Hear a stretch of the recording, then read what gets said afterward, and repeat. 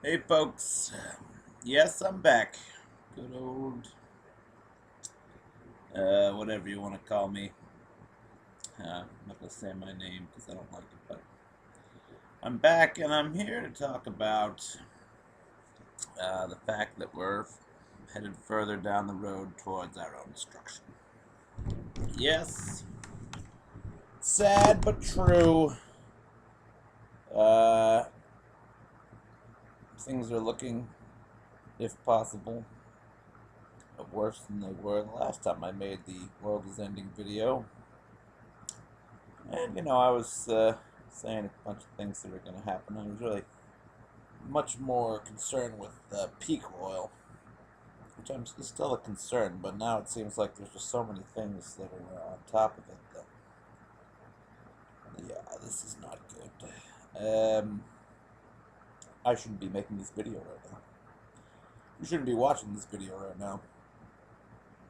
We should both be living on a subsistence farm in reality because our way of life is destroying the planet.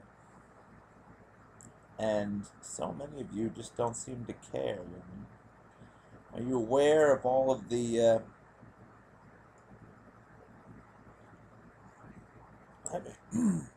I mean, I mean, oh my God, disaster here, disaster in the world. This is some good orange juice. This will be one thing that we don't get to have as much when everything goes to hell, if we're still alive for that. Um, I I'm worried about things, but I don't do anything to change it. I'm still living my life. I'm still making this video, but it is wrong for me to be doing it. I think that I would be more likely to get rid of this laptop, stop making these videos, live in the life in balance with nature if there were more people, who were willing to go with me. Because, alone, if I go and do that, it's a hard life. The less people who do it, the harder the life will be. As it stands now, the subsistence lifestyle, as practiced by hippie environmentalists mostly at this point, people like the Unabomber, who, despite his bombing, knew the dangerous path we were on. That doesn't mean excuse his crazy bombing, but he understood the problem. Um, I don't think we can have clean technology anymore. I really wanted to believe we could. Maybe if we'd started from the beginning with clean technology, we'd be all right. But no, this is it doesn't seem like it's going to happen fast enough. And really, I mean, just look at the list. All right, there's a whole list of things here that I've just written down here. That's really things to be concerned about. Here we go. These are the main concerns. Climate change, acidification of the oceans. Got the Great Pacific Gyre, a bunch of trash, a giant floating, swirling garbage patch. In the Pacific Ocean, we've got overfishing. There aren't nearly enough, we're fishing far too many fish out of the ocean. There's a lack of fresh water. That's supposed to be a problem. It's going to cause war in the relatively near future, from what I hear. There's depleting oil stocks. And, that's the peak oil thing. Got a whole industry now built around ultra dirty extraction of oil from unconventional sources, and that should further increase the climate change effects that we are seeing. We've got mountaintop coal mining. They're blowing up mountains to get at the coal. It pollutes the rivers, it pollutes the streams. Massive oil spills. BP, they're finding more oil in the Gulf now. They're trying to build a pipeline from Canada that's guaranteed to spill at some point. We got fracking. They're taking fresh water that is, as I said, in limited quantity, and they're using it to get natural gas out of the ground. That's the solution to oil. One solution is, the problem is bad and the solution is bad too. And sort of chemicals down there. Who knows if that's good for the underground area there. You got habitat destruction. They're still just wiping out the rainforest for the sake of farming / burn agriculture. Species dying off at alarming rates. Every time I turn on a nature show, they talk about one species or another is dying out, or hundreds of species at a time. That doesn't seem sustainable. Wealth inequality, well, we know that problem. It's basically causing the entire economy to come to a point of collapse, although then again, that's probably a combination of wealth inequality and the high price of oil, in my opinion. There's been civil unrest everywhere due to austerity measures that have been imposed due to probably the economy, which is also maybe tied to oil, who knows. Wars and rumors of wars, obviously, that's very biblical. We know we're having wars now. There's at least, we've got it at the very least. I mean, we had Libya. There's probably still people there. But it's not, I know they only call one of them a war, which is what's going on in Afghanistan. But really, we still have issues in Iraq. We pulled a lot of troops, but we have people on the ground in a lot of different places. And you got Syria having issues, and there's now Romney's talking tough with Russia and China. I mean, it's ridiculous for us to be even thinking about Russia and China right now. And then we're talking about going to Iran, making sure they don't have nuclear weapons, or we're going to wage war on them. I mean, it's like, how much more war can we really deal with? And we've got our so-called democracy just slipping further and further towards outright fascism, as anyone should be able to tell who has half a brain. And then we have a lot of, maybe some of you, most of you who are subscribers know that we're in trouble. But there's a lot of people who are going to ignore this. This is not going to be a popular video. And you know why? Because people don't care. People don't care beyond what's in their stupid, pathetic little lives. They want to go to work. They want to come home. They want to have sex. They want to eat food. They want to shit. And that's it. They want to do the basics. They want to be animals. They don't want to think. They don't want to think about trying to change things in a big way. They don't want to change their own behavior. And, neither do I. In their defense. I'm very comfortable. We're all very comfortable. We're very comfortable in a situation where we're overutilizing the Earth's resources, not living in balance with nature. It's comfortable. It makes life easy, but it doesn't make life fulfilling. And I think we're all at a loss for living our lives this way. And I think we're going to be at a big loss once the consequences of living our life this way finally mount to the point that we can no longer continue to live our lives this way. And that day will come. And my guess is it'll come, within a relatively short period of time. As I said in the other video, I think it'll be a period of years, but I think we're starting to see the decline right now. The storm, the East Coast, well, maybe that storm would have happened without global warming, without climate change, but certainly it fits the model of day after tomorrow, although not as over the top and dramatic, but it's the same basic idea, and maybe that's, the other thing that's bothering me is all these giant events that keep happening, earthquakes, tsunamis, flooding, famine, and all this stuff. They're all the signs of the end times. Once I start seeing the locusts, that's when I'm really going to freak out. And I thought I saw a locust the other day, but anyway, that's sort of more religious, and I'm not sure if I believe in that, but I do believe in all of the other things I mentioned, because they're real and they're happening. And every time I turn on the TV, there's a climate scientist or a environmental scientist or you know, there's there's people who are a lot smarter than me warning us that we're in a lot of trouble. And I'm seeing it. Weather's been very strange. It's the other part. I feel like I've noticed it. I feel like things are shifting. And we've pretty much got to the point of no return right now. We're here. And we're still living our lives. And I guess what I'm just trying to say with this video is I wish more of you cared. You know, I care.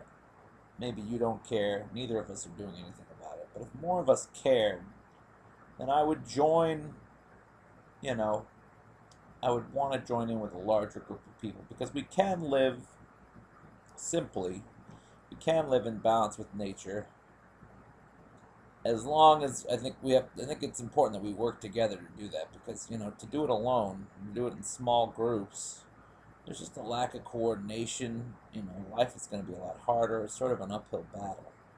If we all joined in and did it together, you know, then I think it would work better for all of us. I think we'd all enjoy it more. And, you know, it could be more fulfilling that way. You know, what's fun about going off on your own to live off in the woods? You know, nothing. But what's fun about going off in the woods with a bunch of people who are like-minded, who want to get us out of the situation we're getting ourselves into? Well, you have a feeling of purpose. You have camaraderie. You have people that many hands to make light work, you know? And really, it has to be a decision made by a large number of people. A large number of people have to decide, hey, you know, we need to do something together because things are looking bad. And especially when our democracy is giving us two options. One, destroy the world a little faster, and two, destroy the world a little slower. You know, no outside debate on either of these two viewpoints. You know, no third-party candidate in the debates to question, you know, the general trend of humanity. And everyone believing that the most important thing right now is for everyone to have a job. You know, as humans, we've taken and taken and taken, and we're so self-obsessed, and we're so certain that we are the thing we need to be worried about. It's all about us. It's all about getting growth back on track. You know what getting growth back on track means? It means destroying more of the environment faster. It means having more kids so that we can create more products to consume and then throw away as waste. That's what growth is, you know? When they say growth, it means you know, we're not extracting enough resources as it is. We've got to ramp that up. And, you know, yeah, with growth comes jobs, but, you know, jobs and growth are what's destroying this planet right now. You know, the growth of our Western civilization, of our wasteful ways of life, you know. And until that changes, you know, I mean, there could be growth in sustainable living, but that's not what we have right now. We're not growing sustainably, you know. And what are the presidential candidates concerned with? I want to make sure everybody has a job. I want to make sure everybody is doing their part to further destroy the environment, to dig up more resources, to build more houses, to build more freeways, you know, to burn more fossil fuels. It's just one thing after another, all for us, for humans, regardless of the consequences. This is our focus as a nation, and this is what people care about.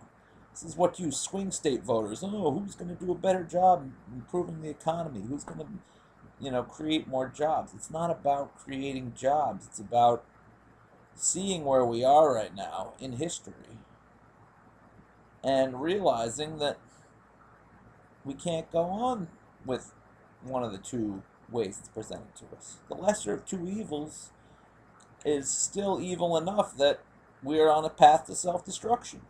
So for all you people who think, oh, Obama is a savior, you know, and who say, oh, well, we have to compromise and we can only do so much and there's always going to be Republicans. No. No. You don't have to compromise. You don't have to deal, because if you do compromise, we'll end up in the same place, but it'll take a little bit longer to get there. One way or the other. You compromise, and we all end up dead, but maybe we buy ourselves another, 50 years, possibly. Now, do you want to be complicit in humanity's self-destruction? Because I don't. And, I doubt we'll even have 50 years. Really, the difference is probably, relatively small between what happens. Well, I could go into detail on that, but I'm not going to. But basically, you know, it's not going to make a difference. Obama, Romney, you know, yeah, it makes a difference. It's a small difference, but it's not going to save us. And increasingly, it looks like, there's these people are just represented by corporate interests. That's who represent Obama and Romney. And what do corporate interests have in mind? Thanks to capitalism, they have one thing in mind: the bottom line, the profit margin per quarter. How they get there, they don't seem to care. They mortgage your children's future by destroying the atmosphere, destroying the oceans, digging up all the resources for now, not thinking of later. They don't seem to care. It's all within, oh, well, the company's got to succeed no matter what. Doesn't make any difference. All these people owners of these companies, they might come up with some stupid little minor charitable donation, or come up with some sub faction of their company to do some supposedly good work, like the way the gas oil companies, created. Oh, they had the green energy sector, right? They're real serious about that, spending about point oh whatever, some minuscule percentage of their overall budget on green technology so that they can pretend like they care. These people don't care. If they really cared, then they'd look at what their work is doing. They wouldn't be putting out ads talking about how they create so many jobs and how wonderful they do. Look, they're creating jobs, they're also destroying the planet. These jobs they're creating are helping to destroy the planet. But these people don't care. They don't have, they've become so obsessed with gaining material possessions and wealth that they're just they don't even think of it. And maybe they're not even aware. Maybe they don't even realize. Maybe you know they convince themselves that global climate change is not a problem. They convince themselves that there'll always be oil to go around, and they convince themselves that no matter what mess we make, we can always get out of it. But these people aren't taking into account the possibility of a point of no return, and I think that's where we are. We're at a point of no return. And I'm afraid. I'm afraid for me. I'm afraid for my family. I'm afraid for my dogs. And I'm afraid for anyone I've known and loved. And I don't know how much longer we have at this rate. So, I don't know. I don't know what I'm trying to say here. I guess I'm just trying to say I'm afraid. I guess I'll say a prayer if you believe in God, whether you believe in God or not. Dear God, please let humanity get their shit together before something terrible happens and we lose a large percentage of our population. Because at this point, I'm sorry to say, but it looks like that's what it's going to take. I don't want it to take that. I don't want it to take mass death for us to learn our lesson.